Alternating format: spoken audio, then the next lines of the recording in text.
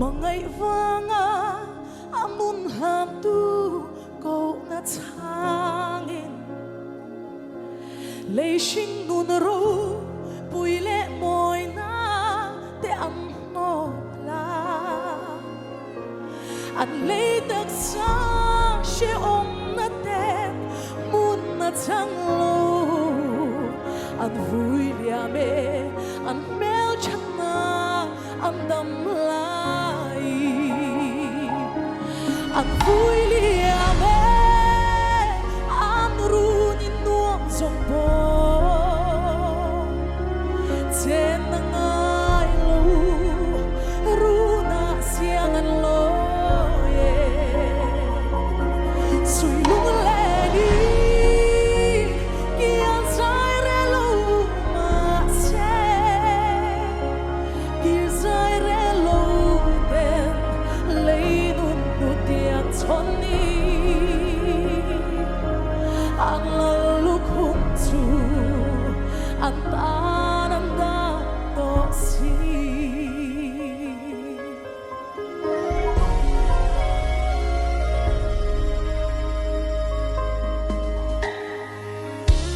lom thu soi tur kalau ni e suang na ka cham vo ve ka rong bol na ka thir cha ya en kim mai hi mangai na fa alo ni e min da na hun ka tan reng hian alo to ge an vui liame an runin nuông sông po trên ngai lâu runa siang an lo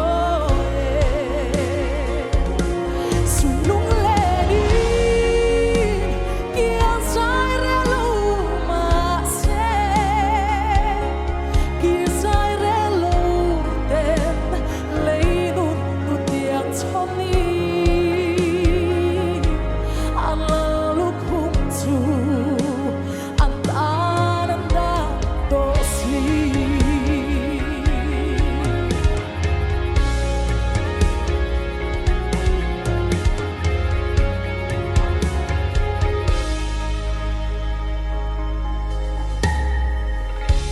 tho le na ni lo theng tur chu ngak lel ta ki do thei ta kin ka thi reng nge va ni mo chu ka lei ta sa she om na te chu ka san ni ka nga le la i suang ai chu ka kwa to a an vui liame an runin nuông sông po trên ngai lâu runa siang an lo ye sui lung le đi kian sai re lâu ma se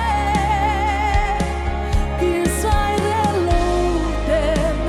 lấy nun tu tiang chon ni an laluk hung chu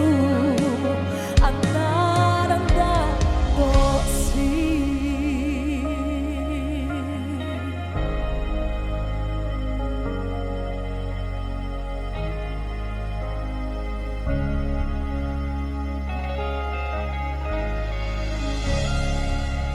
dal paro tu rose